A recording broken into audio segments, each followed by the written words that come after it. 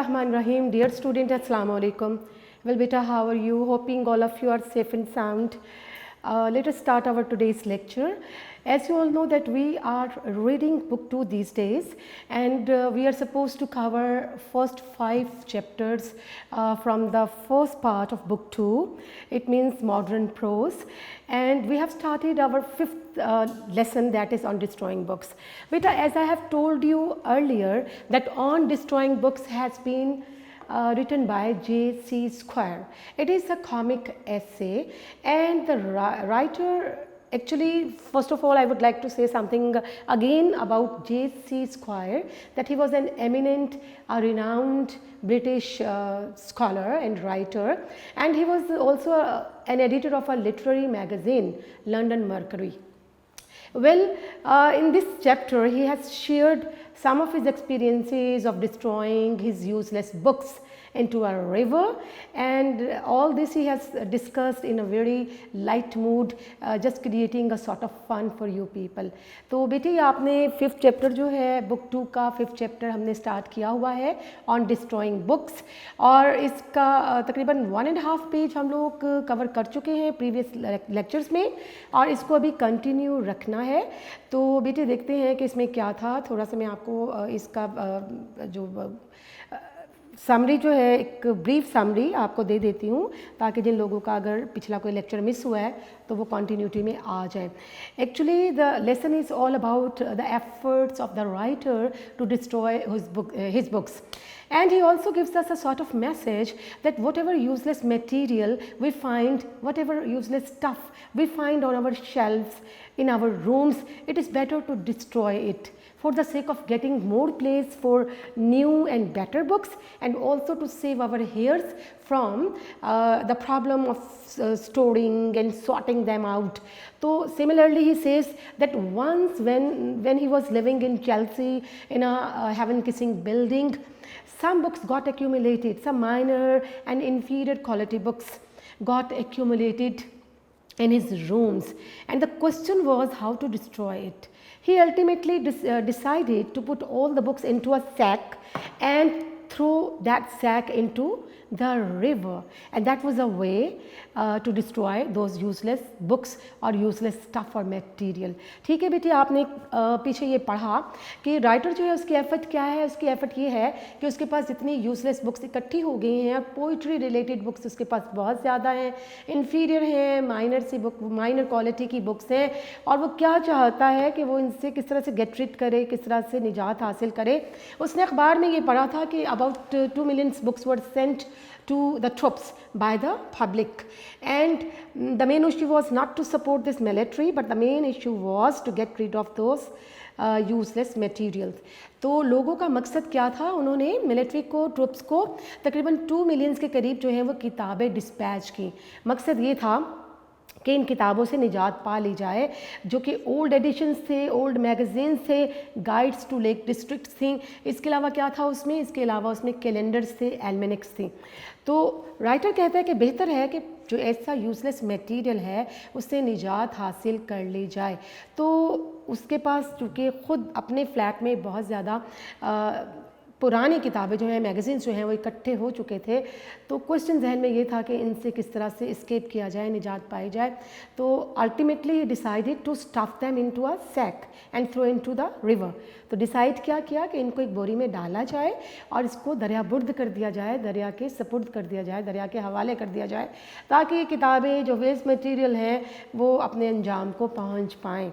और ये एडवेंचर बड़ी ब्यूटीफुली उसने, बड़ी आर्टिस्टिकली और इसको बड़े खूबसूरत अंदाज में बयान किया है कि it was basically a midnight adventure, and there was a sort of cold nip in the air, and the sky was full of stars, and he continued his journey towards the river. And when he reached near the bridge, what happened? He got frightened, he got terrified to see the travelers moving here and there, and he got frightened because of the feeling of being suspected by those travelers. तो जब वो bridge के पास, Chelsea river के करीब जो bridge था वहाँ पहुँचा है ताकि किताबों को डिस्ट्रॉय किया जा सके, तो क्या महसूसात थे, उसकी क्या कैफियत थी. वो ये महसूस कर रहा था कि जो भी ट्रैवलर करीब से इक्का दुक्का गुजर रहे हैं मिडनाइट पे, वो क्या है, शायद वो उसे ही घूर रहे हैं, उसे देख रहे हैं, यानी उसे ये ख़तरा लाहक था, the people could seize him, लोग उसको अरेस्ट कर सकते थे on the plea that perhaps he had a baby और he had some stolen items in his sack to dispatch somewhere. उसे ये खौफ लाहक था कि लोग शायद ये समझेंगे कि मेरी बोरी में कोई बेबी है, कोई बच्चा मैंने अगवा किया है और उसको दरिया बुर्द करने जा रहा हूँ, या कोई मैंने स्टोलन आइटम स्वैग्स हैं, स्वैग मीन स्टोलन आइटम्स है मेरे पास, और शायद मैं कहीं किसी घर से चोरी करके आ रहा हूँ और ये सारा सामान जो है वो कहीं लेकर जा रहा हूँ। तो ये सारी फीलिंग्स जो हैं ये आप पढ़ रहे हैं, बड़ी खूबसूरती से उसने बयान की है। तो बेटे हम लोग देखते हैं कि नेक्स्ट आज इसको कहाँ से स्टार्ट करना है। थोड़ा सा मैंने फीडबैक इसलिए ये दिया है ताकि आपकी कंटिन्यूटी बनी रहे इस चैप्टर के साथ। तो हम लोग बेटे ऑन डिस्ट्रॉइंग बुक्स का फर्स्ट पेज कवर कर चुके हैं। इसका जो सेकेंड हाफ है, सेकेंड पेज है, पेज नंबर 17। जी बेटे, इस पे हम देखते हैं कि आप सेकंड पैराग्राफ के तकरीबन आपने 4 लाइंस पढ़ ली थी। कहाँ तक? ड्यूमिनेशन एंड अनकंसर्न्ड, ड्यूमिनेशन एंड अनकंसर्न, और मैंने आपको वर्ड्स मीनिंग भी, इसके सिनोनिम्स जो हैं वो भी आपके साथ शेयर किए थे। तो let us continue our today's lecture. जो नेक्स्ट लाइन है उसे हम देखते हैं कि उसमें मज़ीद हमारे साथ जो है वो राइटर क्या चीज़ें शेयर कर रहा है। जी बेटा, the pedestrian came by me without looking at मी। आपने जो लास्ट टाइम छोड़ा है जहाँ पर पैराग्राफ, वहाँ पर क्या था कि ये जनाब जो राइटर है उस ब्रिज तक पहुँच गया है और वो नीचे दरिया में झांक कर देख रहा है, उसकी गहराई को माप रहा है, और वहाँ जो स्वर्ल्स हैं, स्वर्ल्स यानी वहाँ जो सर्कुलर मोशंस ऑफ वाटर है उसको वॉच कर रहा है, ऑब्जर्व कर रहा है। तो meanwhile a traveller happen to passed near him, एक जो ट्रैवलर है उसके करीब से गुजरता है। तो उस दौरान क्या फीलिंग थी?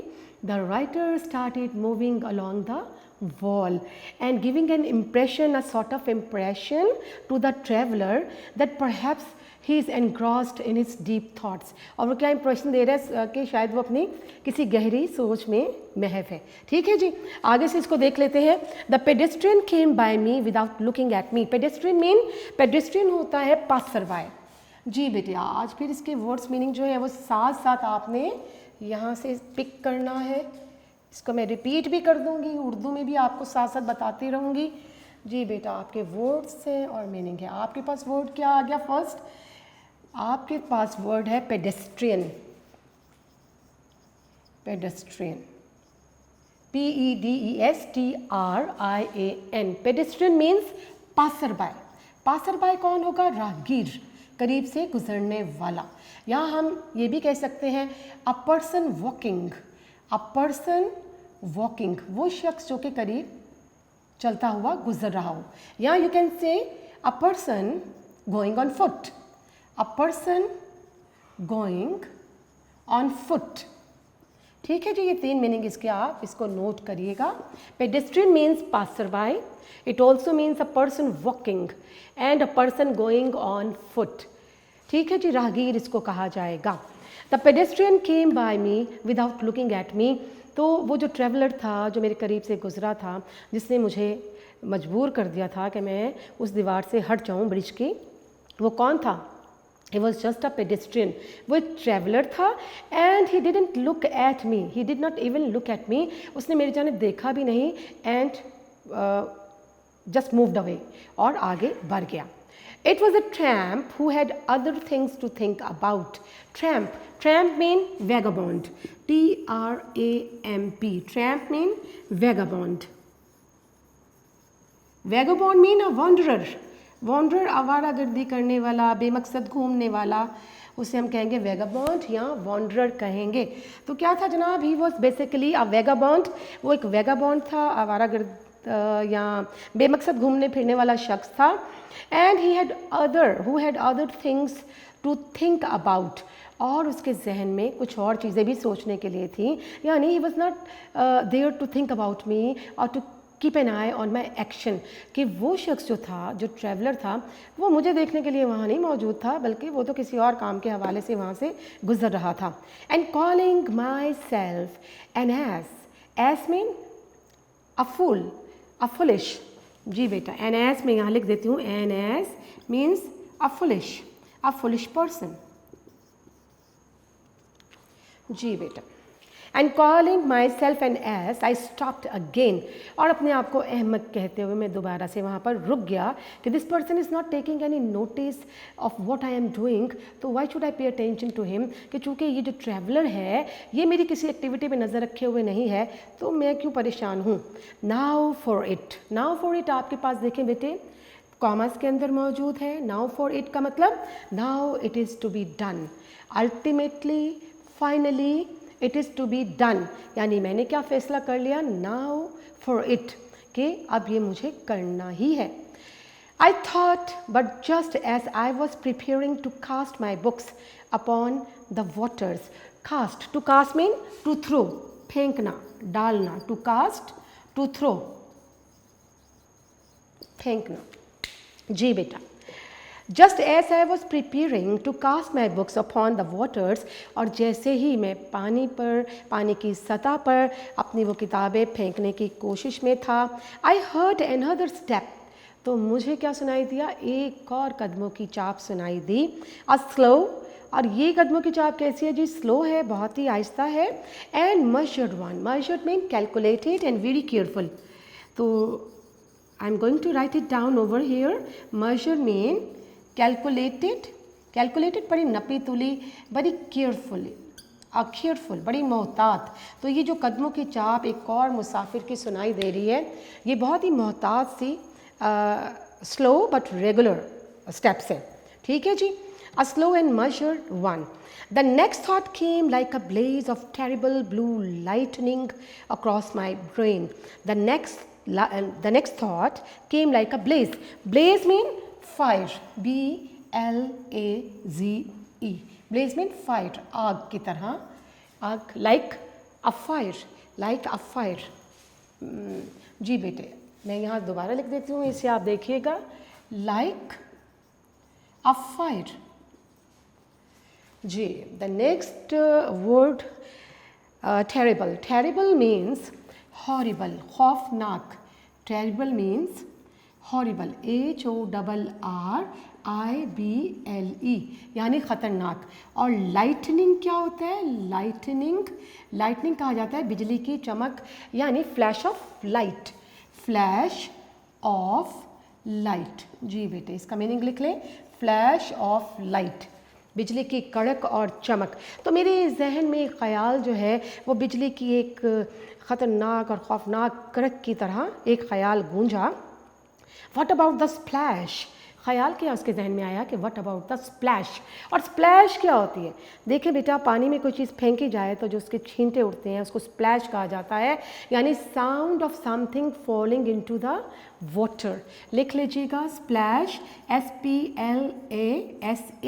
Splash mean sound of water, sound of something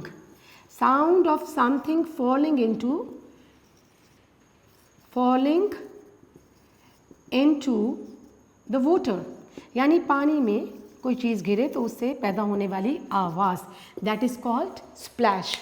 यानी एक और ख्याल क्या आया कि व्हाट अबाउट स्प्लैश, कि पानी के जब छींटे उड़ेंगे, when I am going to drop this sack into the river, तो definitely there is going to be a huge splash, कि जब मैं ये बोरी, किताबों वाली बोरी जो है पानी में फेंकूँगा, डालूँगा, तो भाई बहुत छींटों की आवाज़ आएगी, पानी की आवाज़ आएगी, तो क्या होगा, जो सुनेगा वो मुझे झपट पड़ेगा, मुझ पर झपट पड़ेगा. A man leaning at mid night. Leaning mean stooping, LEANING. Leaning mean STOOPING. Stooping का मतलब झुकना, ठीक है जी, नेल्ट, झुकना. A man leaning at midnight over the embankment wall, कि एक आदमी जो कि दरिया के पुश्ते के पास, दरिया का जो पुश्ता, मैंने आपको एम्बैंकमेंट के बारे में बेटे लास्ट लेक्चर में डिटेल बताया था कि एम्बैंकमेंट क्या है. Basically embankment means a concreted और low stone wall, a low concreted wall to avoid or to prevent the river from flooding that particular area, जिसको दरिया का पुश्ता कहा जाता है। दरिया का जो रिवर बैंक्स होते हैं या कैनाल बैंक्स होते हैं, वहाँ पर इस तरह की लो कंक्रीट वॉल क्यों बनाई जाती है, ताकि वो जो वाटर जो है वो फ्लड्स की शक्ल में ओवरफ्लो ना कर जाए और उस एरिया को वो एरिया फ्लडेड ना हो जाए। ठीक है जी, उसको हम उर्दू में दरिया का पुश्ता कहा जाता है। मैं यहाँ लिख रही हूँ embankment, EMBANKMENT। Embankment mean a low concrete wall on the bank of a river, on the bank of a river to prevent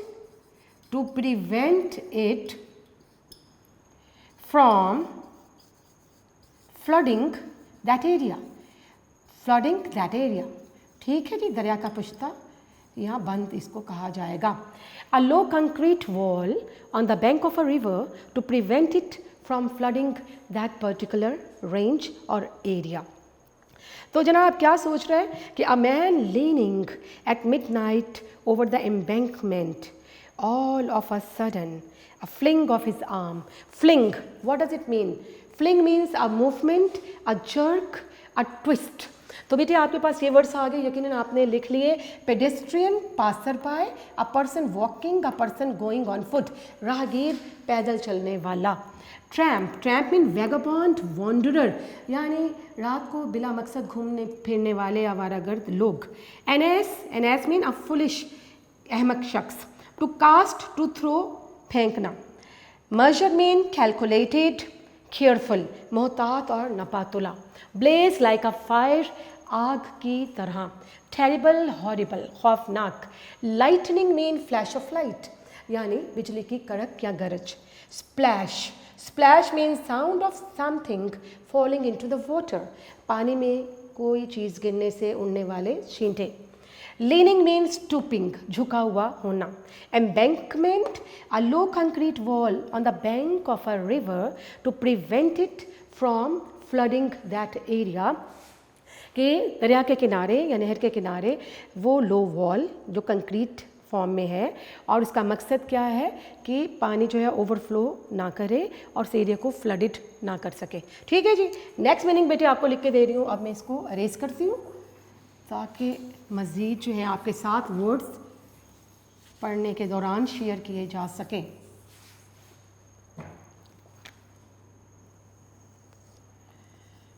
words meaning जी बेटा, the very next sentence is a man leaning at midnight over the embankment wall, a sudden fling of his arm. Fling mean F-L-I-N-G, fling mean twist, movement, यानी एक आदमी जो कि रात को आधी रात के वक्त जो है वो जनाब किसी ब्रिज, किसी दरिया के पुल पे झुका हुआ हो और अचानक ही उसके हाथ में एक हरकत आए, a great splash in the water, और पानी में अचानक ही छींटे उड़ना शुरू हो जाएं, तो surely and not without reason who ever was with in site mean view. तो कह रहा है कि कोई वजह नहीं ये सोचने की कि जो भी उस वक्त वहाँ पर जो शख्स भी मौजूद होगा और ये सब चीज़ें देखेगा कि कोई शख्स जो है वो दरिया के पुल पे मौजूद है और जनाब उसके हाथ में मूवमेंट हुई है, हाथों की मूवमेंट हुई है और कोई चीज़ फेंकी गई है दरिया में और छींटे उड़े हैं। तो there always seemed to be someone as someone here would at once rush at me. Rush mean to run, to move, to run, दौड़ना, दौड़ कर आना। कहते तो अचानक ही वो शख्स जो कि चिंटों की आवाज़ सुनेगा वो दौड़ कर मेरी जानिब आएगा। एंड सीज का मतलब to catch, to arrest, to catch, CATCH, to arrest. ठीक है जनाब, नेचुरली ऐसे ही है ना कि अगर कोई और शख्स जो है उसे वॉच करेगा कि ये शख्स जो है कोई चीज़ इसने फेंकी है और बहुत छींटों की बुलंद आवाज़ जो है वो पैदा हुई है, तो यकीनी तौर पे क्या होगा, what is going to be the reaction of that person, he would definitely move hurriedly and seize that person. और यही फीलिंग राइटर की है कि कोई शख्स अगर पानी में उठने वाले छींटे जो है उनकी आवाज़ सुनेगा तो तेज़ी से मेरी जानिब बढ़ेगा और मुझे सीज़ कर लेगा, मुझे रेस्ट कर लेगा, पकड़ लेगा। ठीक है जी। In all probability they would think it was a baby. Probability होगा chances, probability it means chances, और हर मुमकिन वो कह रहा चांस है, इम्कान है कि he would feel like that if I have dropped a baby into the water, कि शायद मैंने किसी बच्चे को पानी में फेंका है, शायद उसकी सोच यही होगी। ठीक है जी। What on earth would be the good of telling the London constable? Constable कौन होगा? पुलिस मैन होगा। कह रहे लंदन के पुलिस मैन के पास मुझे ले जाया जाएगा और उस पुलिस वाले को कौन बताएगा कि that I had come out into the cold and come down alone to the river to get rid of a pack of poetry. Get rid of होगा टू एस्केप। कहता है लंदन के कांस्टेबल को कौन बताएगा, अगर वो मुझे पकड़ लेगा तो कौन बताएगा कि मैं आधी रात को क्यों निकला हूँ, और ये जो पैक ऑफ पोइट्री है, जो पोइट्री बुक्स हैं, इनसे गेट रिड मुझे करना है, इनसे एस्केप करना है, इससे निजात पाने के लिए निकला हूँ। I could almost hear his gruff sneering laugh. Gruff क्या होगा बेटा? GRUFF। Gruff mean rough. और स्नीयरिंग क्या होगा? स्नीयरिंग SNEERING। स्नीयरिंग होगा मॉकिंग, तमस्खर आमेज, मजाहिया। कह रहे हैं कि कांस्टेबल क्या करेगा, उसका रिएक्शन होगा कि वो बड़े ही रफ से अंदाज में और बड़े ही तमस्खर आमेज़ अंदाज में मुझे देखकर हंसेगा तो और कहेगा कि tell to the marines my सन।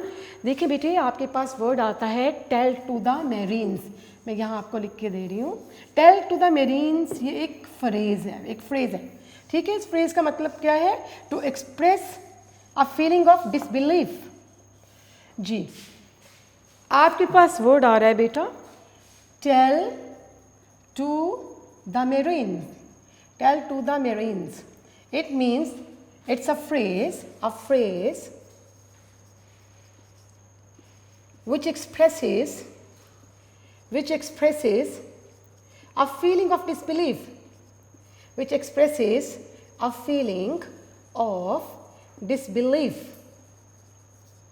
ठीक है जी। तो कह रहे कि वो कांस्टेबल जो है जब वो मुझे पकड़ेगा तो वो मुझे क्या कहेगा कि you tell that to the marines my son, कि मेरे बेटे जाके किसी और को बेवकूफ़ बनाओ, to make someone else a fool, to make someone else a fool. It also means to make someone a fool, कि जाओ बच्चे किसी और को जाके बेवकूफ़ बनाओ। ये कांस्टेबल का रिएक्शन क्यों होगा कि वो मेरी बात पे यकीन ही नहीं करेगा कि मैं इस सर्द रात में किताबों से निजात हासिल करने के लिए पहुंचा हूँ। So far I do not know how long I strayed up and down. Strayed means stroll. Strayed means strolled, चहलकदमी करना। To move from this place to that, चहलकदमी करना। कह रहा मुझे याद नहीं पड़ता कि मैं कितनी देर तक वहाँ पर आगे पीछे चलता फिरता रहा हूँ उस ब्रिज पे डर की वजह से। Increasingly fearful of being watched, और मुझे क्या, मैं fearful horrified, मैं खौफज़दा था किस चीज़ से? of being watched, कि कोई मुझे देख ना ले। Summoning up my courage, summoning होगा gathering, summoning SUMMONING, summoning mean gathering, mustering, मुश्तमा करना, जमा करना। तो कहता है जनाब आपको कि summing up my courage to take the plunge. To take the plunge क्या होगा? To take the plunge idiom है आपका। It means to take a decision, और जनाब मैं अपनी हिम्मत जो है मुश्तमा करता रहा, मैं अपने अंदर हिम्मत पैदा करता रहा कि कुछ फ़ैसला कर पाऊँ। And quailing from it at the last moment. Quailing मतलब drawing back. Quailing means drawing back, पीछे हटना। टू बी अफ्रेड ऑफ, खौफज़दा हो जाना। टू बी अफ्रेड ऑफ, ठीक है जी। Drawing back, to be afraid of, खौफज़दा हो जाना, पीछे हटना। तो अब हमें क्या बताया जा रहा है? वो कह रहा है कि वो वो तमाम जो एक तरीक़ाकार था उसका दरिया में वो किताबें फेंकने का, उससे वो क्विल कर रहा था, उससे वो पीछे हट रहा था, खौफज़दा था। But now he decided to muster up his courage. लेकिन अब उसने डिसाइड क्या किया है कि वो अपनी जो करेज है, अपनी हिम्मत को मुज्तमा करेगा। ठीक है जनाब। At the last moment, at last I did it, और आखिर क्या हुआ, he was able to drop that sack into the river. उसने ये काम कर डाला। In the middle of the Chelsea Bridge, और फिर हमें वो चेल्सी ब्रिज के हवाले से कुछ इन्फॉर्मेशन दे रहा है कि चेल्सी ब्रिज जो है उसके मिडल, जहाँ तक वो पहुँच पाया था, वो कैसी जगह थी कि in the middle of the Chelsea Bridge there are projecting circular base. Projecting क्या होगा बेटा, देखिए आपको मज़ीद जो है वो मीनिंग में लिख के देती हूँ। Projecting,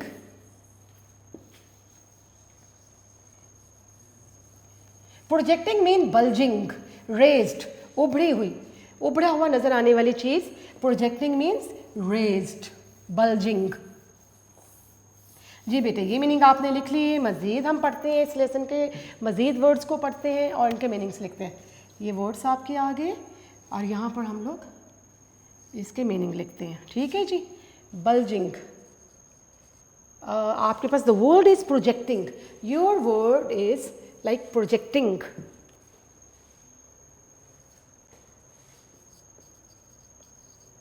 Projecting means bulging. It means bulging. Bulging क्या होगा? Bulging means raised, उभरा हुआ। Circular क्या होगा? In a shape of a circle. In a shape of a circle. ठीक है जी। तो हमें बताया जा रहा है are projecting circular base. Base क्या है? Base are the shades, shades हैं वहाँ पर, शेड्स बने हुए हैं विथ सीड्स इन दैम।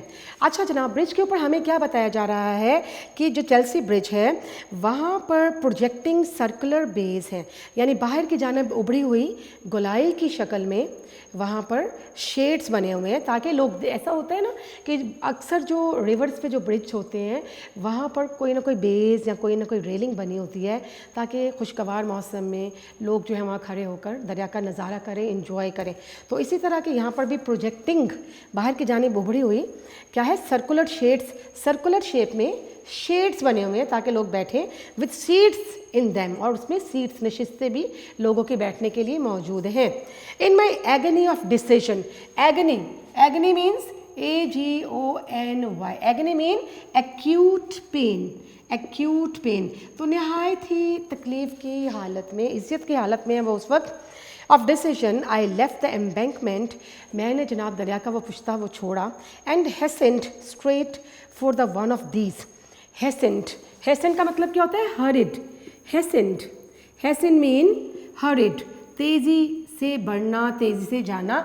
और मैं उन सीट्स के जानिब, वो जो सीट सर्कुलर शेप की बनी हुई हैं, शेडिड हैं, तो कह रहे हैं मैं वहाँ पर उस ब्रिज की जो सीट्स हैं उन सीट्स की जानिब बढ़ा, उनमें से एक की जानिब बढ़ा। I knelt, I reached it, और मैं वहाँ पर पहुँच गया।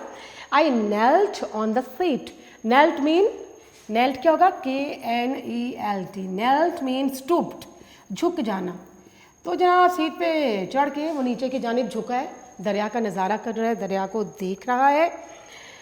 लुकिंग ओवर हेजिटेटेड अगेन, फिर जनाब ऊपर से ये सब चीज़ें देखते हुए I felt reluctant, hesitated to feel reluctant, hesitated it means हिचकचाना, टू फील रिलक्टेंट, रिलक्टेंट, ठीक है।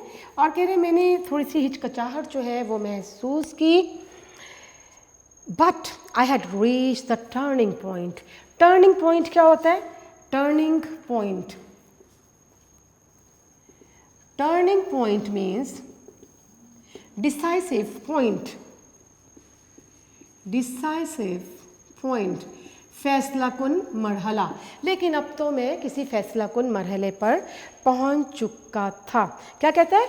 What I thought savagely, savagely means wildly, savagely means madly, दीवानगी से, वाइल्डली वहशियाना तौर पर, दीवानगी से। तो मैंने खुद से सवाल किया बड़े वहशियाना अंदाज में कि व्हाट क्या होगा जब अगर मैं बोरी फेंक रहा हूँ पानी में तो क्या होगा? Under the resolute mask, resolute क्या होगा? Resolute, resolute mean determent, determent, पुरअज़्म। और मास्क क्या होगा?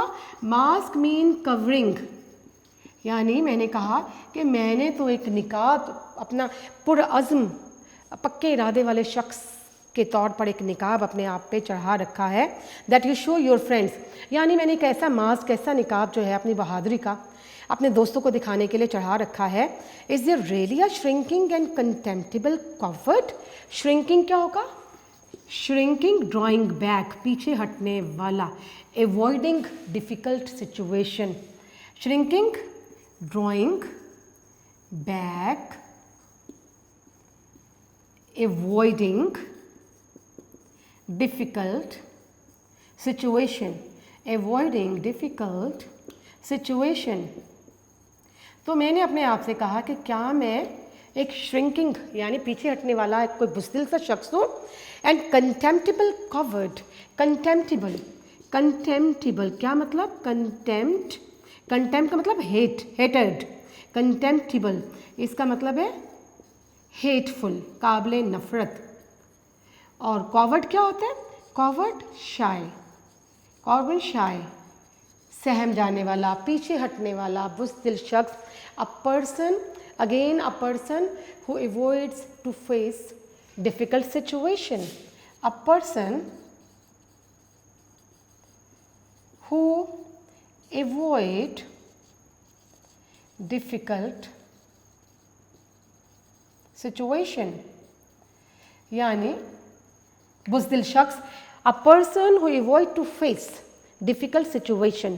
ठीक है, कह रहा है कि मैंने तो एक बहुत ही बज़ाहिर एक पुरअज़्म नज़र आने वाले शख्स का निकाब जो है वो अपने चेहरे पर चढ़ा रखा है, तो मेरे दोस्त क्या कहेंगे कि मैं बुज़दिल शख्स हूँ, मैं कंटेम्प्टेबल हूँ, काबिल हिकारत हूँ कि मैं इतना काम नहीं कर सका कि बोरी जो है किताबों वाला सैक जो है, बैग जो है उसको दरिया में डाल सकूँ।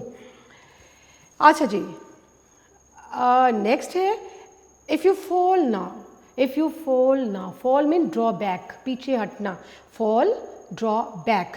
तो मैंने अपने आप से क्या कहा है कि if you fall now you must never hold your head up again. To hold one's head up, इसका मतलब क्या है? To lead a respectable life. To hold one's head up means to respect, to spend a respectable life, to spend a proud life, कि काबिल इज़्ज़त ज़िंदगी गुजारना। तो कहते हैं मैंने अपने आप से कहा कि अगर मैं अब पीछे हटा, अगर मैं इस बात से पीछे की जानिब हटा तो यकीनी तौर पर मैं इज़्ज़त से ज़िंदगी गुजारने के काबिल नहीं रहूँगा, मुझे बड़ी शर्मिंदगी का सामना करना पड़ेगा। तो I have to do something to drop this sack into the river. Anyhow what if you are hanged for it? Hanged मतलब put to gallows, put to gallows. मैं यहाँ आपको मज़ीद लिख के देती हूँ बेटी words.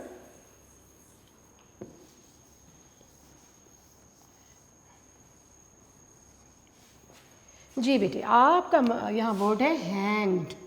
Hanged mean to go to gallows, फांसी पर चढ़ाना।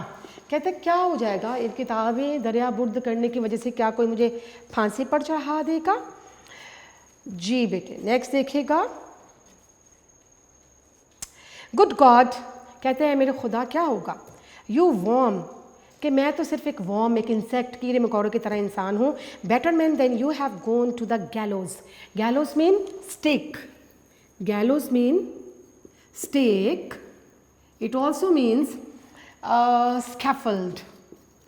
कहते हैं मुझसे अच्छे लोग जो हैं, मैं तो एक कीड़े मकोड़े जैसी मेरी हैसियत है, और मुझसे अच्छे लोग जो हैं वो फांसी पे चढ़ गए हैं, तख्ते-ए-वार पे उनको चढ़ा दिया गया है, तख्ते-दार पे चढ़ा दिया गया है। With the courage of despair, despair क्या होगा? Hopelessness. Despair mean hopelessness, hopelessness क्या होगा? मायूसी। तो इस मायूसी के आलम में अपनी करेज को, अपनी ब्रेवरी को, अपनी बहादुरी को बहाल रखते हुए I took a heave, took a heave. Heave क्या होता है? To lift some heavy objects, to lift some heavy objects with effort, with effort कि अपनी कोशिश के साथ किसी हैवी ऑब्जेक्ट को लिफ्ट करना, उठाना, to lift some heavy objects with effort. तो मैंने जनाब अपनी पूरी भरपूर effort, I took a heave, मैंने पूरी efforts, lift and throw, it means also mean lift and throw something with effort, कि मैंने बड़ी एफर्ट के साथ वो जनाब उठाया बोरी को और उसे फेंक दिया। The sack dropped sheer, sheer क्या होगा, SHEER, स्ट्रेट। जनाब बोरी के क्या हालात हुए कि वो सीधी पानी के अंदर जा गिरी। ठीक है जी। अ वास्ट स्प्लैश, और बहुत ज़्यादा पानी के छींटों की आवाज़ आई। देन साइलेंस फेल अगेन, और दोबारा से खामोशी तारी हो गई। नो वन केम, कोई वहाँ पर नहीं आया। I turned home and as I walked, बेटे हमारे पास चूँकि टाइम जो है, time is finished now, and I must say that we will continue the same lesson इंशाल्लाह इन द नेक्स्ट लेक्चर। तो I would like to share a few words with you that beta hard work definitely is the key to success, and devote all your energies, all your efforts to get something worthy in your life. ठीक है बेटा, take care and stay blessed. Thank you very much. Allah Hafiz.